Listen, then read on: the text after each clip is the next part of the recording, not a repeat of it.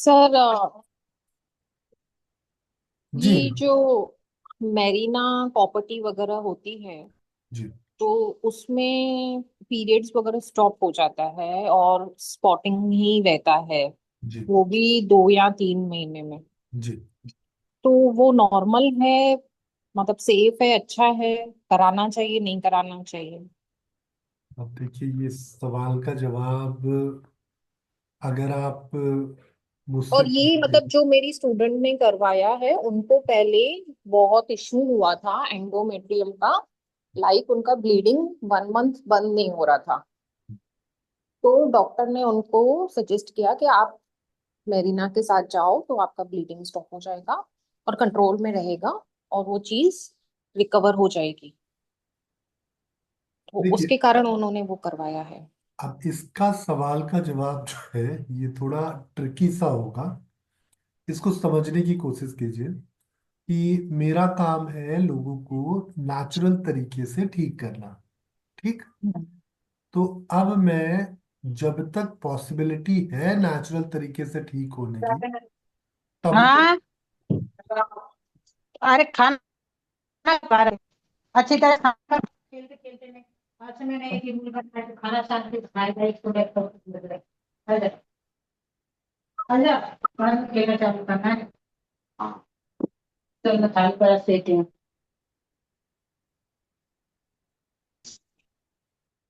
इसकी बात भी कैसे बात हो रही है?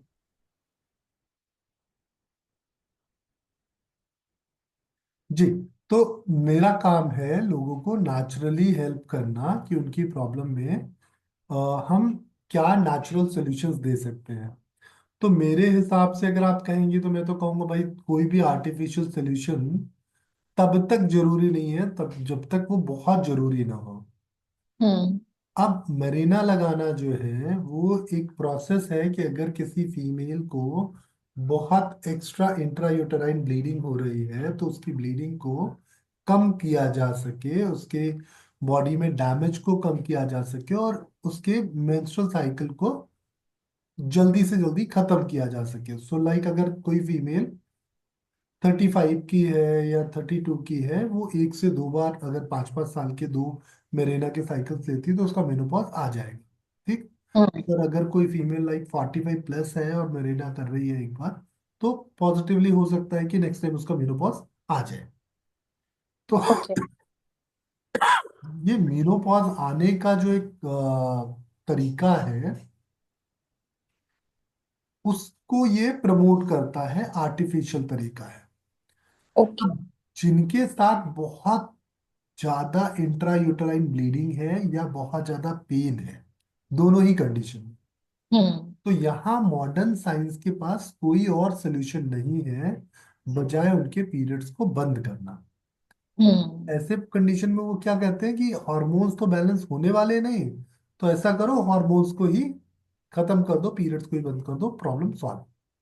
हम्म। तो इसलिए वहां पे मेरिना लगाना बहुत कॉमन प्रैक्टिस है। हमारी कंडीशन में हम यूजली लोगों को एडवाइस नहीं करते। मैं तो कई ऐसे पेशेंट को अब तक हेल्प कर चुका हूँ जिनको डॉक्टर ने, एक नहीं दो दो तीन तीन डॉक्टर ने बोला कि यार क्यों सफर कर रही हो, मेरिना लगवा लो। और हम्म। बाद में वो नेचुरली रिकवर कर गई। तो ओके। ये डिपेंड करता है कि आपकी अप्रोच क्या है और हम्म। आप कितने कॉन्फिडेंट हो अपने पेशेंट को हेल्प कर पाने में। ओके। अदरवाइज मरीना लगाने में कोई प्रॉब्लम नहीं है। मैं अगर मॉडर्न साइंस के हिसाब से सोचूं तो ओके। मरीना लगाने की जरूरत तभी पड़ेगी जब नॉर्मल तरीके से चीजें नहीं फ्रूटफुल होंगी। कंट्रोल है। यस। जी। ओके। तो अरे सर उसमें प्रोजेस्टेरोन और ये सब ज्यादा रिलीज होता है मेरिना से कि वो हॉर्मोन्स को आर्टिफिशियली कंट्रोल करते हैं? ऐसा ही होता है? जी, देखिए, अब मरीना जो है वो एक इंट्रायूटराइन डिवाइस है जिससे फीमेल की जो इंडोमेट्रियल की थिकनिंग साइकिल है वो रुक जाती है। ठीक। तो जब ओके। थिकनिंग साइकिल नहीं होगी तो ब्लीडिंग नहीं होगा। थोड़ा हम्म। बहुत लेयर थिक हुई है, वो टूट के थोड़ी बहुत स्पॉटिंग हो जाती है। ओके। अब ये लेयर की थिकनिंग क्या है, कार्पस ल्यूटियम। हम्म। कार्पस ल्यूटियम तभी बनेगा जब हेल्दी ओव्यूलेशन होगा। तो हम्म। फीमेल ने मेरिना लगा लिया तो उसका ओव्यूलेशन प्रोसेस ही डिफेक्ट हो जाएगा। हम्म। तो जब ओव्यूलेशन प्रोसेस में डिफेक्ट आया तो जाहिर सी बात है कि आगे ना तो प्रेगनेंसी होगी ना पीरियड्स आएंगे, दोनों ही चीजें बंद। सही बात है। Okay sir, got it. Thank you sir. Hi, कोई दूसरा सवाल? सर ये सेम चीज जो अभी ये बात आप डिस्कस कर रहे थे, ये मेरे पास भी एक लेडी आती हैं और उनके यूट्रस में फाइब्रोइड्स है। तो जी। उनको डॉक्टर ने सेम यही चीज ऐसा हुआ, पर उनको पीरियड्स 2 या 3 दिन रहते हैं और अपनी डेट पे आ रहे हैं, उनको वो दिक्कत नहीं है, बट फाइब्रोइड्स का साइज जो है वो 12 mm बता रहे हैं। ठीक है। सो अब वो बोल रहे हैं कि पहले से लेकर के अब थोड़ा इंक्रीज हुआ है, अब साइज बढ़ गया है जो पहले टेस्ट कराया था। तो अब उनको उन्होंने 2-3 डॉक्टर से कंसल्ट किया, तो सभी ने यही बोला कि हाँ आपको ये करवाना पड़ेगा, या तो यूट्रस रिमूव होगा या सीधा एम्ब्रिना लगवाना पड़ेगा, और हो सकता है कि आपकी शायद सिस्ट में भी, सॉरी ओवरी में भी सिस्ट बने, तो आपकी ओवरीज भी रिमूव करनी पड़ेंगी। तो सर ये फिर ये एम्ब्रिना ज्यादा सही रहता है या फिर यूट्रस रिमूव कराना, मतलब ये सब कैसे फिर हो रहता है? अब देखिए, जाहिर सी बात है कि यूट्रस रिमूव कराने से आसान है मरीना लगाना। अगर मैं एक लेमैन लैंग्वेज में समझाऊं आपको कि किसी चीज को, मेरे हाथ को काट के हटा दो या फिर मेरे हाथ में प्लास्टर चढ़ा दो, तो क्या बेहतर होगा? प्लास्टर चढ़ाना। प्लास्टर चढ़ाने से हो सकता है कि मुझे थोड़ा डिस्कम्फर्ट हो, मैं हाथ यूज ना कर पाऊं, लेकिन हाथ कट जाएंगे तो मैं कभी यूज नहीं कर पाऊंगा। समझ रहे हैं मेरी बात? तो यूट्रस हाँ जी सर। रिमूवल एक तरीके से यूट्रस को हटा देना है। मेरिना लगाने से क्या हुआ कि यूट्रस का जो अनवांटेड फंक्शन है वो रुक गया। अब जब तक मरीना है तब तक कोई फंक्शन नहीं होगा। तो जब तक प्लास्टर है तब तक हाथ फंक्शन नहीं करेगा। प्लास्टर खत्म होने के बाद ठीक हो जाएगा। तो मरीना जो है उस केस में बेहतर है जहां बच्चे हो चुके हैं, सारी रिस्पॉन्सिबिलिटीज पूरी हो चुकी है, अभी सिर्फ हेल्दी रहना पहली प्रायोरिटी है। तो मरीना लगाना बुरी बात नहीं हो सकती। लेकिन किसी भी कंडीशन में यूट्रस निकालना अच्छी बात नहीं है। सर वही आपकी वाली बात है, एक्चुअली मॉडर्न साइंस में जाओ तो डॉक्टर सिर्फ यही एक ऑप्शंस देते हैं कि भाई वो या तो सामने आपके सामने हम पिक्चर ऐसी रिप्रेजेंट होती है ना कि हम अंदर से डर भी जाते हैं कहीं ये ना हो कि सच्ची में अभी तो ठीक है आगे कहीं चेंज ना हो जाए, मैं ऐसे उनकी करके। बिल्कुल गलती नहीं। देखिए, मैं बहुत मतलब मैं मॉडर्न साइंस के विरोध में कभी बात नहीं करता, क्योंकि मुझे लगता है ना, जरूरत पड़ने पे जो आपके ज्यादा काम आए वो बेहतर है। तो क्या होता है कि इंसान बदलना तो चाहता नहीं। अब तक अभी आपने इतना तो समझ लिया ना कि हमारे हॉर्मोन्स की साइकिल कैसे प्लान होती है और कैसे डिस्टर्ब होती है। ये बेसिक समझ हो गई आपकी। हाँ जी सर। अब इसी बेसिक्स में आप देखिए कि ये जो छोटे छोटे चेंजेस है ना, टाइम से खाना, टाइम से सोना, टाइम से चीजें करना, ये ज्यादातर लोग नहीं कर पाता। तो डॉक्टर मजबूरी में ये चीजें एडवाइस करने की बजाय फाइनल कंक्लूजन में पहुंचते हैं कि यार तेरे से होगा नहीं, क्योंकि पहले भी अगर तूने किया होता तो भी ये प्रॉब्लम नहीं आती। तो डॉक्टर अब ये सोच के बैठ चुके हैं कि कुछ नहीं होगा, छोड़ो, हटाओ। क्लियर? तो ये कंडीशन होती है किसी का भी यूट्रस रिमूव करना, या किसी को मरीना की एडवाइस करना, या किसी को और कोई दूसरी सर्जरी एडवाइस करना।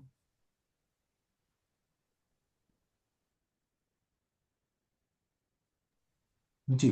कोई और? सर मेरा है क्वेश्चन। जी सर सर। मेरा मेरा हाँ, ठीक ठीक है। है मैम, आप थैंक पूछ यू सर। लीजिए। हाँ सर, मेरा यूट्रस निकला है, उसको कम से कम 5 साल हो गए सर, लेकिन मुझे अभी भी हॉट फ्लैशेस की तकलीफ है, और इतनी ज्यादा है, हर 2 घंटे में अभी भी आते हैं, और स्पेशली खाना होने बाद बहुत ज्यादा होते हैं जहाँ डाइजेशन चालू हो जाता है। तो मैंने सुना है सर ये 8-10 साल भी हॉट फ्लैशेस की तकलीफ होती है, तो ये सही है क्या? सीमा जी, आप कौन से बैच में आ रहे हो हमारे? कौन सा कोर्स कर रहे हो? कोई कोर्स नहीं सर, मुझे ये अच्छा। आपने अच्छा, आपकी लिंक। तभी तभी इसीलिए मैं पूछा। मैं दरअसल, फर्स्ट टाइम ज्वाइन हुई है सर। अच्छा, दरअसल हम क्योंकि दोनों ही कोर्सेज में ऑलमोस्ट ये वाला टॉपिक कवर हो चुका था, इसलिए मैं पूछा। देखिए, ये जो हॉट फ्लैशेस हैं, इसके पीछे रीजन है आपका अनवांटेड ईस्ट्रोजन। जब ये अनवांटेड ईस्ट्रोजन आपकी बॉडी में बढ़ेगा तो इस तरह के सिम्टम्स आएंगे। स्पेशली जब फीमेल इन ईस्ट्रोजन्स को ग्रेजुअली डिक्लाइन कर देती है तो ये चीजें धीरे धीरे खत्म हो जाती हैं। तो अगर आप अपने स्ट्रेस लेवल को मेंटेन करते हो, आप अपनी एक्टिविटी को इम्प्रूव करते हो और एक सेट ऑफ लाइफस्टाइल पे जाते हो, तो पक्का ये हॉट फ्लैशेस आपके कम हो जाएंगे। लेकिन ये हॉट फ्लैशेस आ इसलिए रहे हैं क्योंकि आपकी बॉडी में ईस्ट्रोजन हार्मोन जो है वो तेजी से बदल रहा है। तो जब जब ये बदलेगा, जब जब उसकी साइकिल चेंज होगी, तब तब आपको डिस्कम्फर्ट फील कराएगा। अच्छा। हाँ। तो और ये इसको बदलने के पीछे दो बड़े कारण है। एक तो आपकी लाइफस्टाइल, दूसरा आपका सोचना। आपका, आप अगर औसत थोड़ा सा समझने की कोशिश करें खुद को, तो आप देखेंगे कि आपका दिमाग जो है वो समटाइम बड़ा तेज चलने लगता है अच्छा। और बहुत अजीब अजीब तरह की चीजें सोचने भी लगता है। अच्छा। तो जब दिमाग तेज चलता है, चीजें बहुत सोचता समझता है, तो ये ईस्ट्रोजन बनने का प्रोसेस तेज हो जाता है। तो अगर अच्छा। आप थोड़ा मेडिटेशन की प्रैक्टिस करते हो, थोड़ा माइंडफुलनेस की प्रैक्टिस करते हो, योग निद्रा करते हो और एक सेट पैटर्न पे अपनी लाइफ को लेके आते हो, तो ये कम हो जाएगा, पक्की बात है। जी जी। जी सर। सर ये यानी माइंड से ही रिलेटेड है ज्यादातर। हाँ, देखिए, ये माइंड से नहीं, ये है तो इंडोक्राइन सिस्टम की प्रॉब्लम, लेकिन इंडोक्राइन सिस्टम गड़बड़ हो रहा है आपके दिमाग की वजह से ज्यादा। अब इसमें दिमाग ही नहीं, कई चीजें होती हैं। जैसे मानो, अभी आप बुरा ना माने तो कितने साल की हैं? 50 सर। हाँ। तो अब इस एज में तीन चीजें बहुत जरूरी होती हैं कि आपको फैमिली में रिस्पेक्ट मिले, अच्छा। लोग रिस्पेक्ट के साथ साथ आपको केयर करें, और कोई ऐसा हो जिससे आप बहुत सारी बातें करें। अच्छा। अब इनमें से तीनों में से कोई भी चीज कम होगी तो प्रॉब्लम आती है। स्पेशली अच्छा।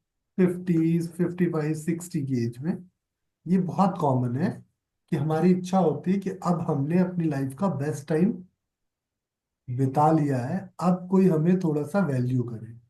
जैसे होता है ना, जब कोई एक्सपीरियंस हो जाता है तो फिर वो योगा टीचर जब एक्सपीरियंस हो जाता है, उसको हो जाता है हम्म। 40 साल काम करते करते, तो कोई पेशेंट आता है, कोई बोलता है अरे ये कैसे होगा, तो वो कहता है अरे ये तो बहुत आसान है, हो जाएगा, टेंशन मत लो, थोड़े दिन प्रैक्टिस करो, हो जाएगा। और जो पहली बार कर रहा होता है वो क्या कहता है, पता नहीं कैसे बोल रहे हो जाएगा, मैं इतने दिन से कर रहा हूँ, मैं बेवकूफ हूँ, मुझसे नहीं हो रहा है। हम्म। तो सारी चीज है यही कि आपके दिमाग को कितना कंफर्ट की आदत है, और ये आपका दिमाग कितना कंफर्ट ढूंढ रहा है। अब जो अच्छा। सीनियर योगा टीचर है, 30-40 साल बिता चुका है, उससे खुद बोलोगे ना कि तू करके दिखा दे, तो क्या बोलेगा पता है? अभी अभी थोड़ी देर पहले मैंने खाना खाया है, अभी वार्म अप नहीं किया ना, मसल्स थोड़ी स्टिफ है। हो जाता है, हो जाता है, सबका हो जाता है, आप, मेरा भी हो जाता है। सुना ना सी जवाब। जी सर। क्यों होता है ऐसा? क्योंकि उसको पता सब कुछ है, लेकिन वो हम्म। अगर खुद एक्टिविटी की प्रैक्टिस में नहीं है तो उससे भी नहीं होगा। जी। तो जानकारी और जानकारी को मानना, उसको अप्लाई हम्म। करना, ये दोनों बिल्कुल अलग चीज है। तो हो सकता है कि मेरी बताई हुई हर चीज आपको पहले से पता हो, लेकिन आप उसको कितना फॉलो कर रही हैं, ये बहुत जरूरी जी सर, वो स्ट्रेस तो है सर। है। स्ट्रेस है, ये मैं इसलिए मैं मानती कहा हूँ। कि जानना और मानना दोनों बिल्कुल अलग चीज है। जो हम लोग, जो हमारे कोर्स पढ़ रहे हैं, अगर वो कुछ बताना चाहे ईस्ट्रोजन फ्लक्चुएशन पे, तो वो डेफिनेटली सर बता सकते हैं। सर मैं शेयर करूं। जी जरूर जरूर। नमस्ते सर। नमस्कार। सर पहले तो 100 टाइम्स थैंक यू फॉर नहीं, क्रिएटिंग सच अ कोर्स। मैं फिर से एक बार कहूँ, मैं पहले भी कह चुकी हूँ। हाँ, जो कोर्स जो मैं पढ़ रही हूँ इस समय फीमेल वाला women's wellness course, of course sir, like course को पढ़ने से स्ट्रेस लेवल्स कम हुए हैं। मैं भी 44 की हूँ सर, हम्म। ये समझ रहे होंगे। Hello sir, am I audible? हाँ हाँ, ठीक है। हम्म, तो सर आपको भी नमस्ते और सब सारे फ्रेंड्स को यहाँ पे नमस्ते। So that course has help me to understand my own thought process. मैं बात पहले भी कह चुकी हूँ, मेरे कोई भी थॉट प्रोसेस क्यों हो रही है, या मुझे इरिटेशन या फ्रस्ट्रेशन कभी कभी लाइफ में आ रही है सिचुएशंस की वजह से, आई कैन कॉम्प्रिहेंड दैट। क्योंकि क्या होता है, nobody wants to carry the stress. कोई भी हम फ्रस्ट्रेशन भी कैरी तो नहीं करना चाहते, nobody wants that, we all want to be in a happy state. तो सर जो हैप्पीनेस की कुंजी होती है ना, kind of, because you are understanding why this thing is happening with me, मेरे माइंड में क्रेनियल प्रेशर क्यों बन रहा है, and how can I get, मतलब कंट्रोल कर सकती हूँ मैं कैसे इसको हाइपोथैलेमस में, अब अपने सांस के through how can I distract myself, और ये हो क्यों रहा है। When you come to know that thing, no, बहुत कुछ आप अपने आप को समझते हैं। और आपकी जो थॉट प्रोसेस है जो आपको पशुपेश में डाल रही है, परेशान कर रही है, उसको आप कब, मतलब पूरा तो खत्म नहीं कर सकते, लेकिन उसको हम थोड़ा सा ना अपने से परे कर लेते हैं। हम एक ऐसे प्लेटफॉर्म पे आते हैं जहां हम अपनी भावनाओं को खुद समझ रहे हैं, और एक ऐसी स्टेज पे होती है कि जहां पे इट डजेंट मैटर दूसरा आपको समझ रहा है नहीं समझ रहा है, गेट लॉस्ट। बिल्कुल सही कहा आपने। So thanks to you for explaining that entire metabolic process of the hormones, especially our own hormones जो खुद हमारी बॉडी में बन रहे हैं, and how they are playing the role of creation of thoughts। हम सोचते थे दिमाग में केवल थॉट्स बनते हैं, no, it is not that. The situations that we, जो हमारे चारों तरफ स्टिमुलाई है, चाहे वो क्रिकेट मैच देख रहे हो, कोई मूवी देख रहे हो, उसके जो स्टिमुलाई क्रिएट हो रहे हैं, that is also impacting our thought process in the subconscious level, that is determining the kind of hormones or the play that hormones are doing in our body। am I right sir? बिल्कुल सही कह रही हैं आप। दरअसल इसलिए मैं सीमा जी से सबसे पहले यही पूछा था कि आप कौन सा कोर्स कर रही हैं, क्योंकि मैं तो समझना चाह रहा था कि उनको हार्मोन्स कोई की बेसिक समझ क्या है। वो कोई भी कोर्स करे ना करे, फीमेल कोर्स किसी भी फॉर्मेट में, रिकॉर्डेड फॉर्म में, लाइव फॉर्म में, इसलिए करें, यू, अगर आप अफोर्ड कर सकते हैं तो डेफिनेटली लाइव कोर्स करें, और आपके पास टाइम है तो नहीं कर सकते हैं, go for the recorded one, do it for your own growth, your अपने के लिए।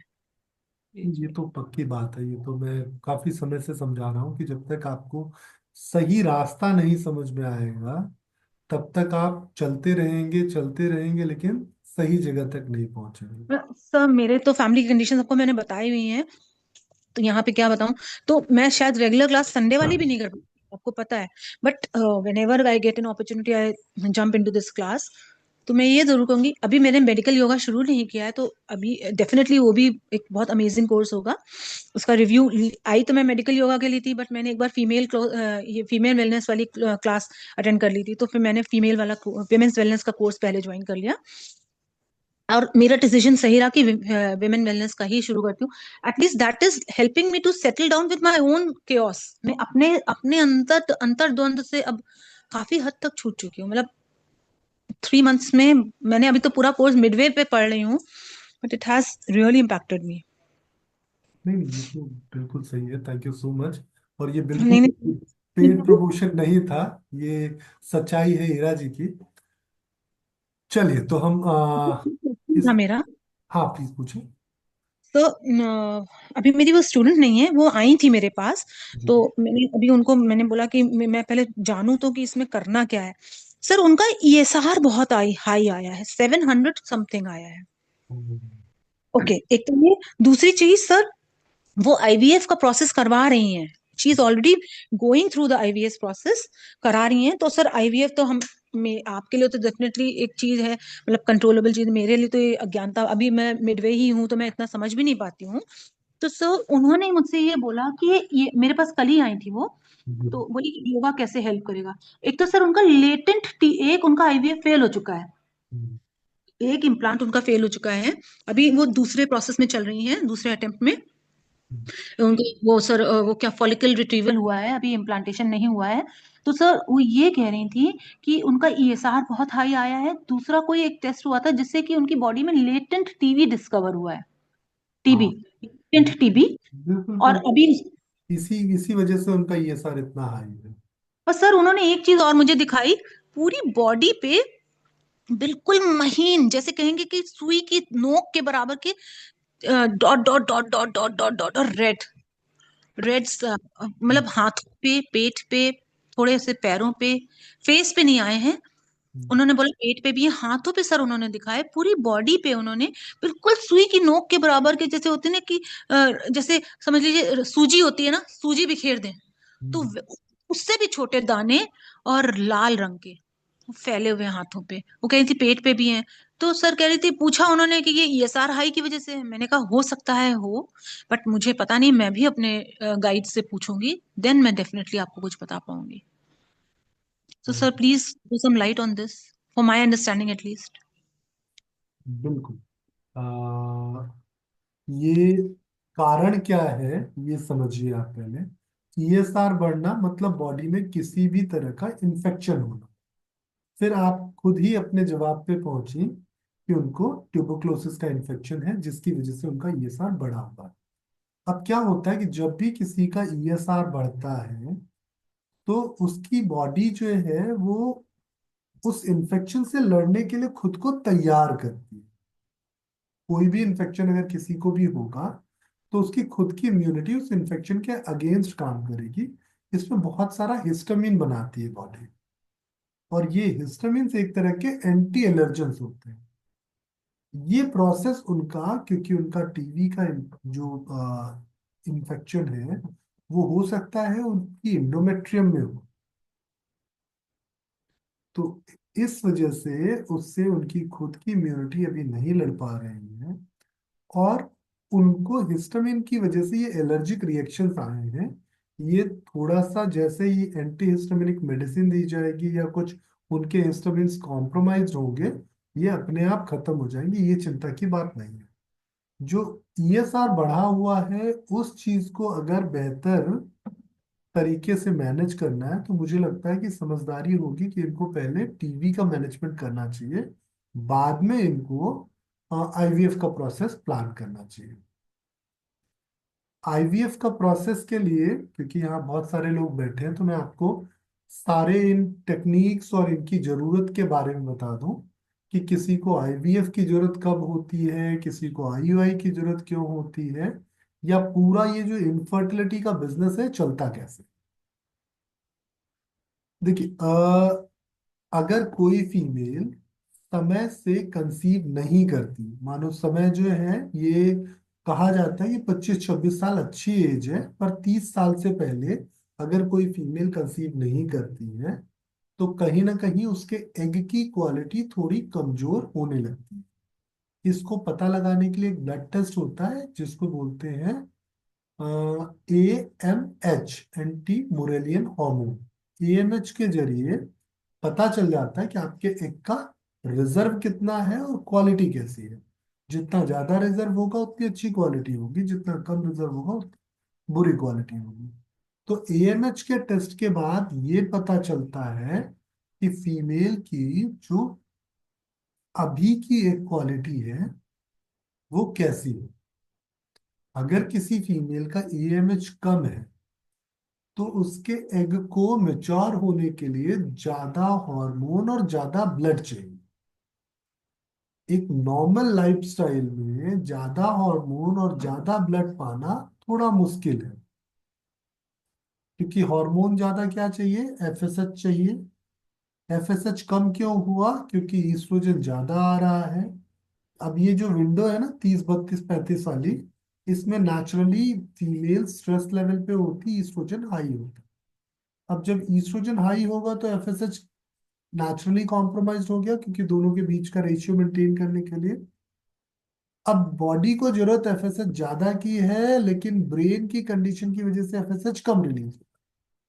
तो सबसे पहले हमें ब्रेन की कंडीशन को इम्प्रूव करके एफएसएच को इम्प्रूव करना होगा। दूसरा, हमें ओवेरियन आर्टरी पे अच्छा ब्लड सर्कुलेशन लेके जाना होगा जिससे ओवरी की हेल्थ इम्प्रूव हो। तब कहीं जाके एग की क्वालिटी इस लायक होगी कि वो नेचुरली कंसीव कर सके। तो अभी मॉडर्न सिनेरियो में डॉक्टर क्या देखते हैं कि अगर इस तरह का कोई सिचुएशन है जहाँ एग की क्वालिटी अच्छी नहीं है, तो बोलते हैं कोई बात नहीं, इतना झंझट क्यों करोगी, हम एग को बाहर निकाल लेते हैं और एक स्पर्म से मिला के उसको फर्टिलाइज करके इम्प्लांट कर देंगे यूट्रस में डायरेक्ट। अब परमात्मा का नियम क्या है कि कोई भी चीज बॉडी में जब जाती है तो बॉडी उसको इतना आसानी से एक्सेप्ट नहीं कर लेती। तो अब जो वो इम्प्लांट कर रहे हैं एम्ब्रियो, उससे क्या होता है, उससे बहुत सारा बीटा एचसीजी बनता है।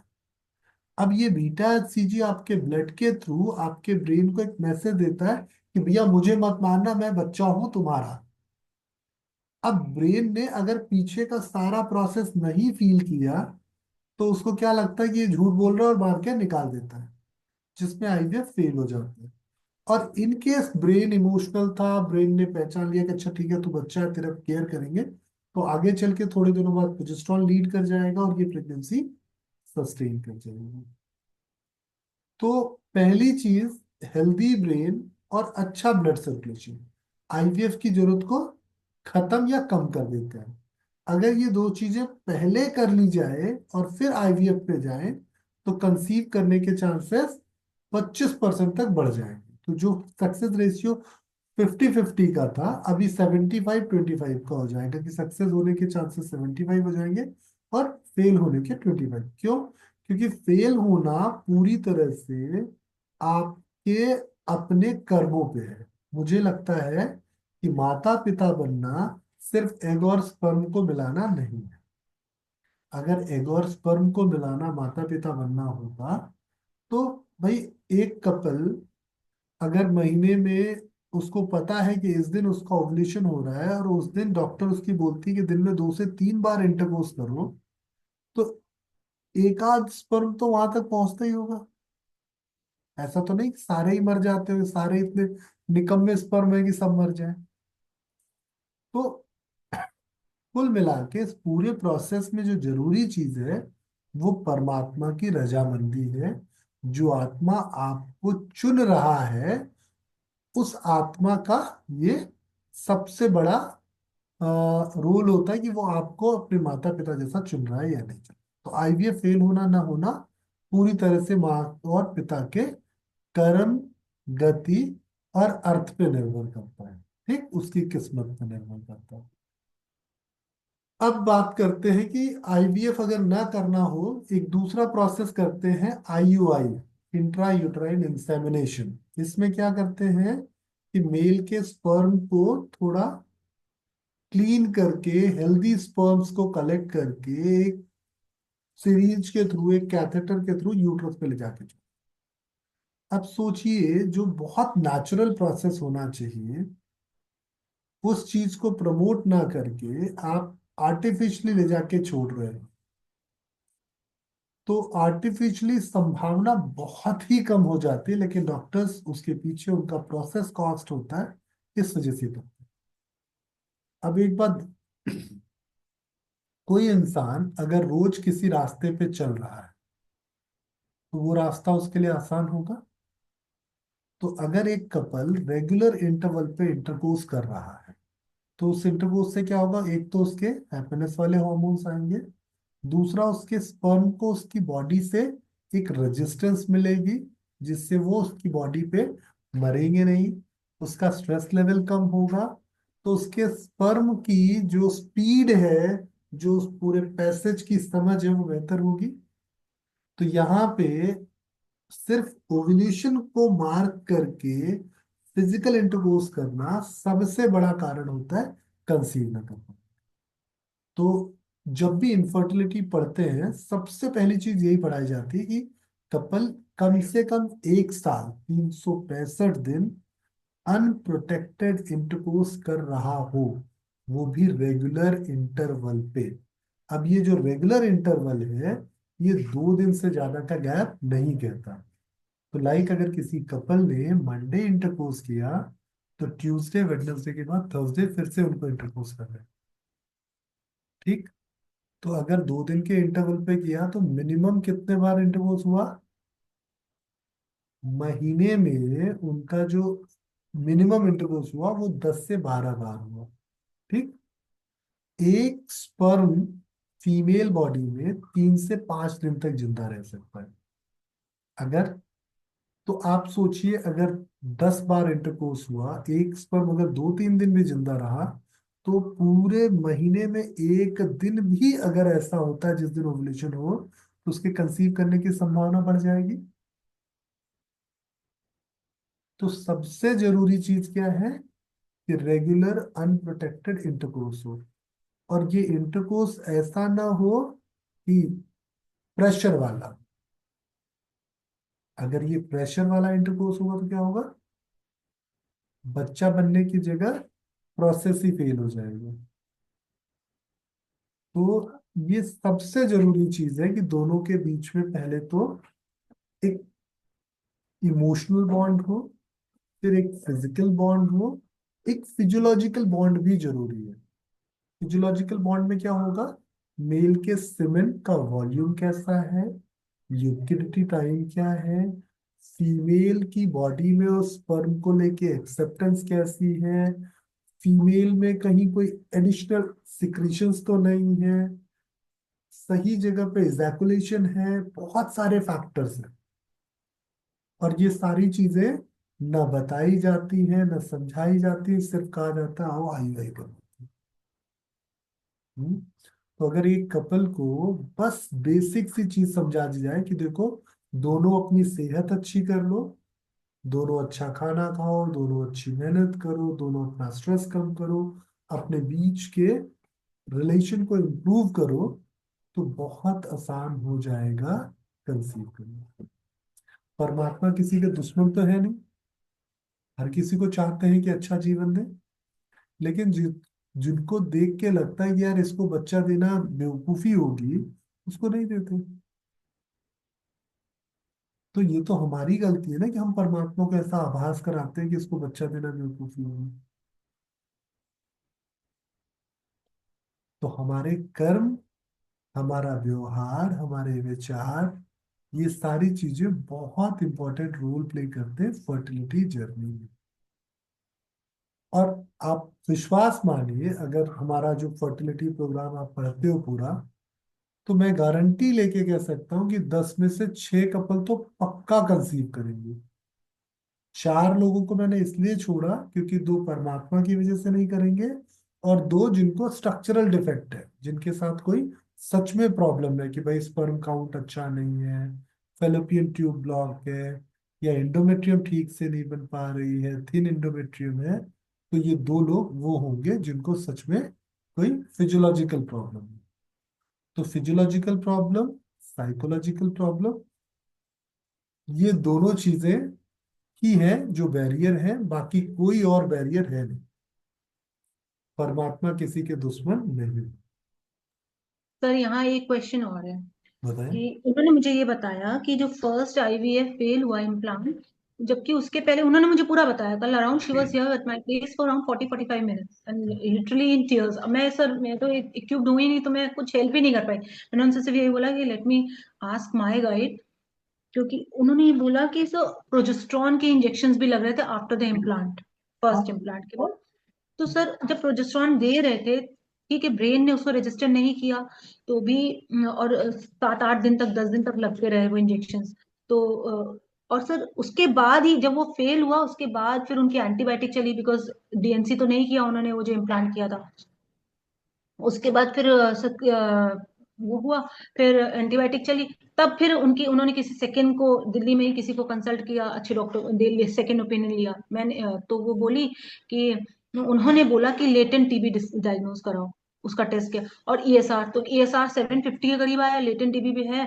अगर आप कहेंगे तो उन्होंने मुझे रिपोर्ट दी, कल फॉरवर्ड की है, ऑनलाइन मैं आपको भेज दूंगी। जरूर। एंड सर, तो सर मेरे, क्योंकि अभी मैं इतने उस चीज को तक पहुंची नहीं हूँ या पढ़ा नहीं है, तो मैं भी इतना समझ नहीं पाई, तो मैंने कहा definitely I will ask you about this. तो सर प्रोजेस्ट्रॉन तो उन्होंने दिया, आउटसाइड से दिया, तब नहीं आया उसको, because it was the process was not initiated here at the level of hypothalamus, because of नहीं नहीं, दैट। प्रोजेस्टेरॉन क्यों दिया जाता है पहले ये समझते हैं हम। पहले शुरुआती दिनों में प्रोजेस्टेरॉन का काम होता है एंडोमेट्रियम को थिकन करना। मतलब जिस यूट्रस में बच्चा आ रहा है वो यूट्रस बच्चे के लिए कंफर्टेबल इन्वायरमेंट तैयार कर। तो सबसे पहली चीज हुई एंडोमेट्रियल थिकनेस। उसके बाद जो दूसरी चीज होगी वो क्या होगा एंडोमेट्रियल थिकनेस के बाद, कि अब उसमें प्लेसेंटल डेवलपमेंट हो जो आगे चल के प्रोजेस्टेरॉन बनाए। तो इस प्लेसेंटल डेवलपमेंट के लिए जरूरी है कि बच्चे के भीतर जो चेंज हो रहे हैं वो चेंज आगे बढ़े। तो जब जो बीटा एचसीजी हार्मोन था वो आगे ही नहीं बन पाया तो फिर प्रेगनेंसी कैसे इनिशिएट होती। तो इसीलिए जब भी कभी प्रेगनेंसी टेस्ट पॉजिटिव देखना होता है तो दो ही बड़े इंपॉर्टेंट जो टेस्ट है, एक तो है अल्ट्रासाउंड करके देखो कि बच्चे की हार्ट बीट आई है नहीं। दूसरा तरीका है कि ब्लड में बीटा एचसीजी का लेवल हर रोज बढ़ रहा है कि नहीं बढ़ रहा। तो अर्ली प्रेगनेंसी में बीटा एचसीजी का लेवल मायने रखता है।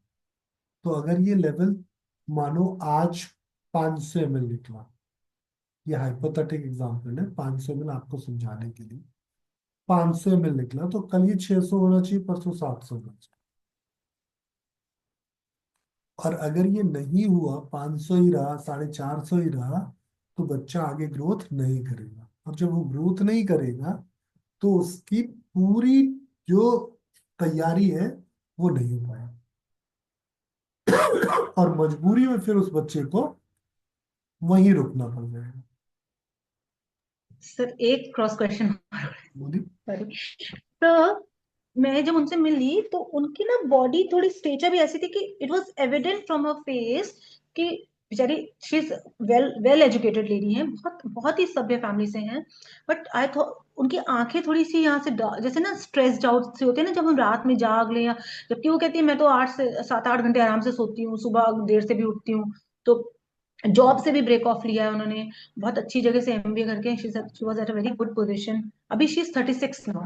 तो इससे ये जैसे यहाँ डार्क सर्कल्स से हो रहे थे आंखें, और ओवर चेहरे से लग रहा था कि there is something, she is here with me, but something यहाँ पे कुछ और एक बम्बार्डमेंट ऑफ थॉट्स वो हो रही है वो तो सर की उसकी। बात है कि हाइपोथैलेमस तभी डिस्टर्ब होगा ना, जब तक ये नहीं होगा, मानो क्रेनियल प्रेशर नहीं बढ़ा तो हाइपोथैलेमस तो ठीक काम कर रहा था, तो ये सारी प्रॉब्लम ही नहीं आती। तो ये तो आपकी पक्की ऑब्जर्वेशन है कि ब्रेन में कुछ तो ऐसा है जो बड़ा उनको डिस्टर्ब कर रहा है।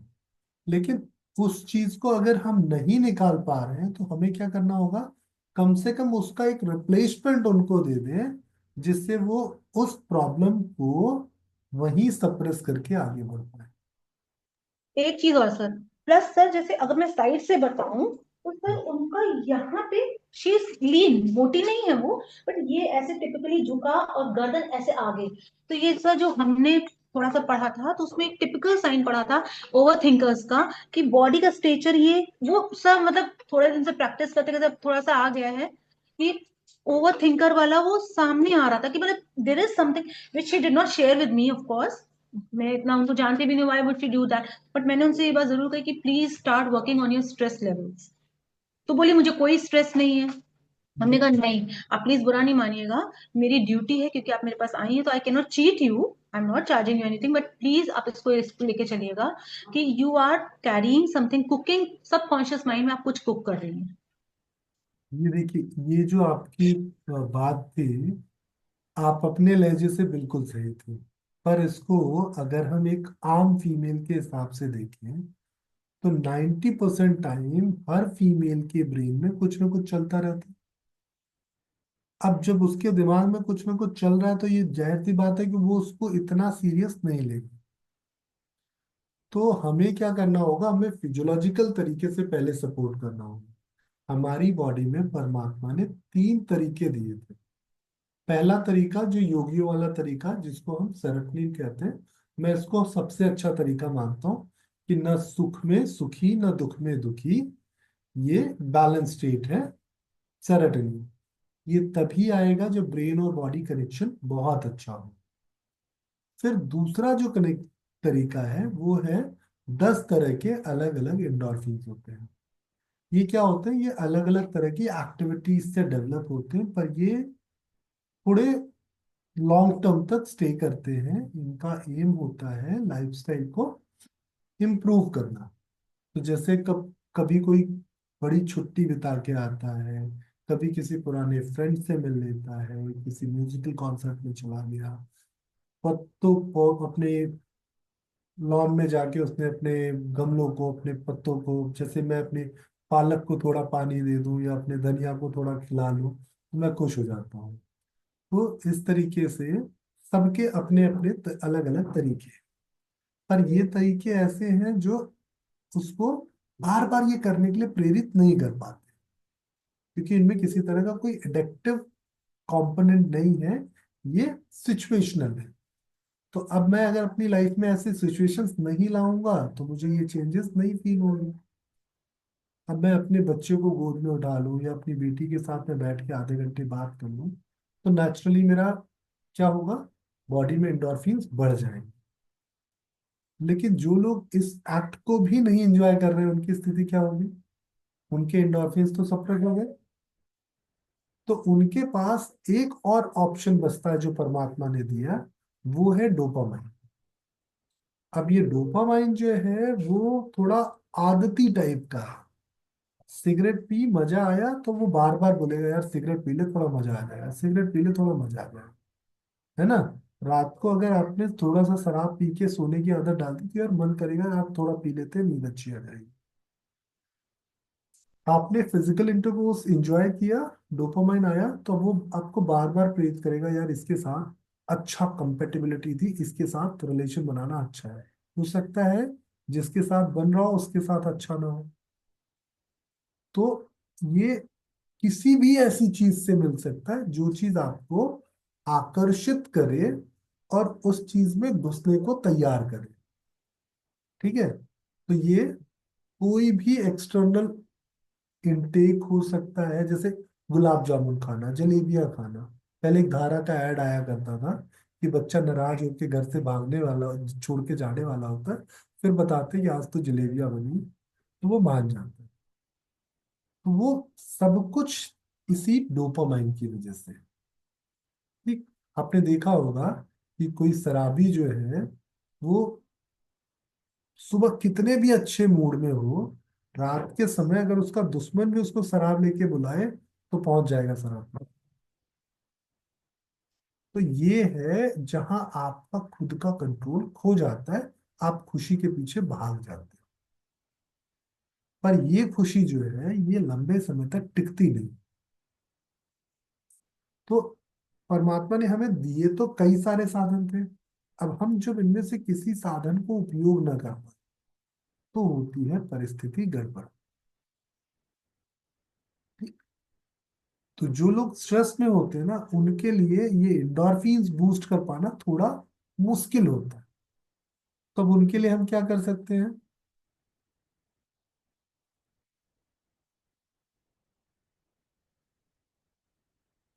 बोलिए। सर एक्टिव, अगर जो मेरी अंडरस्टैंडिंग एक्टिव एक्टिव एक्टिविटी करवाया मीन्स जो हमको एक के बाद एक एंगेज रखे, so that I do not get an opportunity to go back and revert to that same position mentally.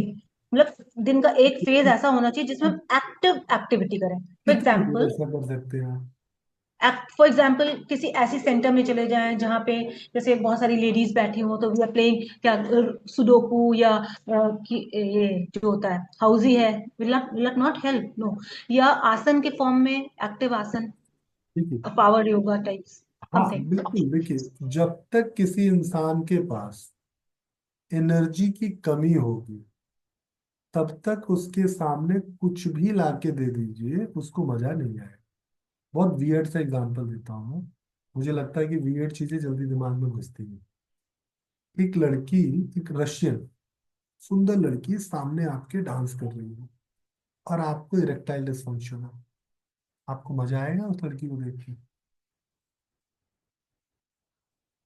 बताइए। मतलब आप तो फीमेल है, आप रिलेट नहीं कर पाएंगे, पर कोई मेल अगर रिलेट करना चाहे आप सोचो उसको मजा आएगा? उसको तो वाहियात लगेगा ना, वो क्या बोलेगा, यार धर्म भ्रष्ट कर दे रहे हैं ये लोग, पूरा जीवन खराब कर दिए, ये सब क्या वाहियात दिखा रहे हैं, लोगों के दिमाग में कचरा भर रहे हैं। हम्म? और वहीं एक टीन एज का लड़का या कोई यंग एज का लड़का, 25-26 साल का, वो बेचारा कितना इंटरटेन करेगा। हम्म? क्यों होगा ऐसा? क्योंकि उसके पास वो ऊर्जा है कि वो रसियन को अपने थॉट में या रियलिटी में उस रसियन के सुख को भोगना चाहता है या भोग सकता है। इसके पास वो ऊर्जा, वो सामर्थ्य नहीं है कि वो उस रसियन के सुख को भोग सके या भोगने की कामना कर सके। तो जरूरी क्या है? ताकत। जब किसी चीज के लिए आपके पास ताकत होगी तो वो चीज आपको आकर्षित करेगी। आपने देखा हो ना बहुत सारे लोगों को जो ऐसे कुछ अच्छी अच्छी चीजों की बुराई करते हुए कहते हैं, अरे यार ये सब फालतू की चीजें हैं, इतनी लग्जरीज गाड़ी क्यों खरीदनी है। उनके पास वैगनार होती है और वो फिर BMW के लिए बोलते हैं इतनी लग्जरीज गाड़ी क्यों खरीदनी, इतने में तो दो बड़े बड़े प्लॉट खरीद लेंगे, ये हो जाएगा वो हो जाएगा। क्यों कहते हैं? कभी सोचा? क्योंकि उनके पास वो वर्थ नहीं है वो ओन कर सके। जिस दिन उनके पास पैसे आएंगे उस दिन उनको वो आकर्षक लगने लगेंगे। तो ठीक यही चीज होती है जब हम डिप्रेशन में होते हैं, हमारे पास ऊर्जा नहीं होती, तो कोई भी ऐसी चीज जो दूसरों को हो सकता है बहुत मजेदार लग रही हो, हमें मजेदार नहीं लगती। तो हमें क्या करना होता है उस समय पे? ये हर डिप्रेशन के, हर एंजाइटी के केस में आप देखोगे कि आप उनको जितना मीठा बोल लो, जितनी पॉजिटिव बातें बोल लो, कुछ फर्क नहीं पड़ता, क्योंकि उस चीज के लिए ताकत नहीं है उनके पास। तो हमें चाहिए क्या? पहले ताकत बनाए। किसी इंसान में जब ताकत बनेगी तो इंसान नेचुरली अपने जीवन की ओर आसक्त होगा, अपनी जीवन में वो खुशियां ढूंढेगा। खुशी कौन ढूंढता है? जो खुशी को भोग सके। हम्म? अब मेरे दादाजी तो रशियन नहीं ढूंढेंगे। हम्म? मैं फिर भी ट्राई कर सकता हूँ। तो ये बहुत जरूरी है कि आपके पास उतनी सामर्थ्य हो किसी भी चीज के लिए। और जब आपके पास ये सामर्थ्य होगी तो आपके लिए कुछ भी चीज करना बड़ा आसान होता है। और ये सर तो हाउ टू अटेन दैट सामर्थ्य, वो सामर्थ्य किस फॉर्म में, अगर डाइट, नहीं नहीं नहीं आसन? नहीं नहीं नहीं नहीं, सबसे बड़ी चीज है मेटाबॉलिज्म। अब ओके। मेटाबॉलिज्म कैसे बढ़ेगा? अगर आप किसी को शुरू में बोलोगे तुम अच्छा खाना खाओ, तो वो क्या करेगा? ठीक है खा लूंगा। तो अगर आप किसी को बोलोगे नहीं तुम इस आसन में इतनी देर तक रुके रहो, ठीक है रुक जाते हैं। लेकिन जैसे आपने थोड़ी देर पहले कहा, उसको डायनेमिक एक्सरसाइज करो। तो अगर हम कुछ ऐसा करें जिससे उसकी बॉडी में जो पहले से एनर्जी को रोकने के लिए वात बढ़ी हुई है ना, या जो उसकी बॉडी में पहले से टॉक्सिन्स है उसको निकाल दें। आपका घर अगर अच्छे से क्लीन हो जाए और उसमें कुछ भी सामान ना हो, तो भी आपको वो घर अच्छा सुकून भरा लगेगा। और आपका घर सामान से भरा पड़ा हो, बहुत महंगे महंगे सामान हो, और गंदा हो, तो आपको उस घर में क्या होगा? घुटन फील होगी। ठीक यही चीज हमारी बॉडी के साथ भी होगी कि जब हमारी बॉडी में टॉक्सिन्स का स्तर बढ़ता जाता है तो बेसल मेटाबॉलिक रेट डिक्रीज हो जाता है। मेटाबॉलिज्म का अर्थ ही है टॉक्सिन्स बनाना। मेरी बॉडी में जितनी बार जितनी कैलोरी बनेगी उतने टॉक्सिन्स बनेंगे। अब इन टॉक्सिन्स को मेरी बॉडी निकालेगी बाहर, तब जाके मेरा शरीर स्वस्थ होगा। आप देखते हो ना, हम सबसे पहले क्या कहते हैं? पानी पीने की बात करते हैं। अगर किसी इंसान को स्ट्रेस हो उसको पानी पिलाइए, आप देखिए शुरू के 15-20 दिन तक उसको खूब वॉशरूम जाना पड़ेगा। या जो जिसको स्ट्रेस होगा उससे आप ऐसे ही बात करके पूछो, उसका यूरिन आउटपुट बढ़ जाता है। ठीक। तो अगर हम उसके इस यूरिन आउटपुट को ही सिर्फ ऑप्टिमाइज कर दें, उसके जीएफआर रेट को बेहतर कर दें, तो क्या करेंगे हम उसकी बॉडी से मैक्सिमम गंदगी बाहर निकालें। और जैसे ही ये गंदगी बाहर निकलेगी, नेचुरली उसका मेटाबॉलिज्म बढ़ जाएगा। फिर चाहे वो पैदल चले, चाहे वो सूक्ष्म व्यायाम करे, चाहे वो डायनामिक एक्सरसाइज करे, उसको फायदा आएगा। लेकिन जब तक उसका पानी का इंटेक बेहतर नहीं होगा 10 12 15 20 दिन, तब तक वो कुछ भी करेगा, शरीर की गंदगी अंदर ही बनेगी। तो जब भी कभी इलाज करे ऐसी स्थिति में, सबसे पहली चीज जो आपके इलाज में जुड़नी चाहिए वो पानी जुड़ना है। अगर आपके इलाज में पानी जुड़ गया और किसी को आपने 20 22 दिन पानी ढंग से पिला दिया, तो आप देखेंगे कि वो कम से कम 25% इंप्रूव हो जाएगा सिर्फ पानी पीने। सोचिए कैसे पानी पीने से इतना बड़ा चेंज आएगा। पानी आपके स्टमक में आया, स्टमक से ये इंटेस्टाइन में गया, एब्जॉर्ब होके सीधे आपके ब्लड स्ट्रीम में पहुंच गया। जब ब्लड स्ट्रीम में पहुंचा तो ब्लड का वॉल्यूम बढ़ गया। ब्लड का वॉल्यूम बढ़ते ही सर्कुलेशन में खूब सारी स्पीड आ गई। तो जब आपका बीपी इंप्रूव होगा, सेल्स तक पहुंचेगा ये ब्लड, तो वहां से जो टॉक्सिन्स ऑलरेडी बहुत कॉन्सेंट्रेटेड फॉर्म में थे, वो इस ब्लड में क्या होंगे, डिसॉल्व हो जाएंगे। और ये ब्लड वापस ऑक्सीजन को यूटिलाइज करके कार्बन डाइऑक्साइड को लेके वेन से निकल जाएगा। और कहाँ जाएगा, किडनी के पास। किडनी को बोलेगा, देख दोस्त, तू प्लीज इस गंदगी को धीरे धीरे बाहर निकाल, मैं नई गंदगी नहीं आने दूंगा, ये पक्का है। तो अगर किसी के शरीर में नई गंदगी रोक दी जाए या कम कर दी जाए और पुरानी गंदगी को निकालने की स्पीड बढ़ा दी जाए, तो रोज अगर मैं कह रहा हूं 1% का भी चेंज आए, तो 100 दिन में 100% का चेंज आएगा कि नहीं आएगा।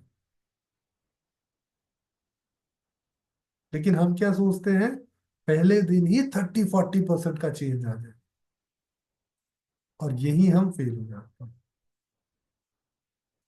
तो कभी भी एनर्जी लेवल, ये सिर्फ स्ट्रेस या किसी को इजी कंसीव करने की बात नहीं कर रहा हूं, कोई भी मेटाबॉलिक डिजीज, सबसे पहली चीज होनी चाहिए बॉडी को डिटॉक्स करना। और जितना बेहतर डिटॉक्स करेंगे आप, उतनी बेहतर वापस रिकवरी होगी। ठीक है। सर एक क्वेश्चन और है, आई एम सॉरी सर, मैंने पूरा क्लास आइडिया कर लिया। सर मैंने उनको बोला कि आप पानी के, तो बोली कि लाइक जैसे ये एक बॉटल है फॉर एग्जांपल, तो ऐसी दो मैक्सिमम या तीन बोतल वो पी पाती मुश्किल से उनका, क्योंकि सर आपने आपकी क्लास में जो पढ़ रही हूँ उसमें भी मैंने ये पढ़ा था। तो मैं बोली कि अगर इससे ज्यादा पानी पीती है तो कहती है she is sitting in the लू ओनली, पूरे दिन कहती है मैं पूरा दिन बाथरूम, और कहती है वॉमिट हो जाती है पानी की। तो ना, उसके लिए सर क्या? यही तो मैं अभी आपको थोड़ी देर पहले समझा रहा था। आपने शायद अभी वो टॉपिक पढ़ा नहीं जिसमें हम पानी पीने के तरीके पे बात करते हैं। हम पानी पीने के तरीके पे बात करते हैं कि अगर आप जबरदस्ती पानी पियोगे तो पक्की बात है कि आप बार बार वॉशरूम जाओगे। अभी यहाँ बैठे हुए सभी लोग 1 लीटर पानी पी लीजिए, 50 मिनट बाद सबको वॉशरूम जाना पड़ेगा। लेकिन मैं आपके सामने बैठ के पानी पीता हूँ अपने समय पे, 2 घंटे बाद भी नहीं जाना पड़ेगा। तो जो आप अपने समय पे पानी पियोगे, प्यास लगने पे पानी पियोगे, तो 2 घंटे बाद भी वॉशरूम नहीं जाना पड़ेगा। और ऐसे ही आपने, क्योंकि पानी अच्छी चीज है, पानी पीना है, पी लोगे तो वॉशरूम जाना। तो पानी पीने का समय, तरीका, ये दोनों बहुत जरूरी है। और उससे भी ज्यादा जरूरी है पानी की मात्रा। आज मैं 250 ml पानी पीता हूँ, कल मैं अगर 1 लीटर पानी पी लूं, तो मैं कभी अपने पानी की जरूरत को बेहतर नहीं कर सकता। और 90% लोग यही गलती करते हैं। जो लेडी ने कहा ना कि वो 3 लीटर पानी पी जाती है, अगर आप उनसे समझोगे तो आपको पता चलेगा 2 2.25 लीटर पानी भी नहीं हो रहा है। क्योंकि वो पानी कैसे पीती है, सुबह एक बार पी लिया ढेर सारा पानी, पानी गया बाहर। फिर एक आध बार दिन में याद आया तो पी लिया, फिर रात को पी लिया, खत्म। सुबह जितना भी पानी पी सकते हो, 1 लीटर, 1.5 लीटर, 2 लीटर, सब पी लो, सब आपकी बॉडी से बाहर निकल जाए। तो जो पानी आपने ब्रेकफास्ट और लंच के साथ पिया, ये आपका जरूरी पानी है। डिनर अगर आपका अर्ली इवनिंग है तो ठीक है, आप डिनर के साथ अच्छा पानी ले लो, लेकिन उसके बाद नहीं। अब यहाँ गलती ये, मैं बिल्कुल नहीं कह रहा हूँ कि ब्रेकफास्ट के तुरंत बाद पानी लेना। मैं कह रहा हूँ ब्रेकफास्ट से आधे घंटे पहले पानी लेना, और 1 घंटे बाद पानी। आधे घंटे पहले 200 से 250 ml पानी मैक्सिमम, और 1 घंटे बाद 500 700 से 1 लीटर तक मैक्सिमम पानी। कितना आप पानी पी सकते हो ये आपकी इच्छा है।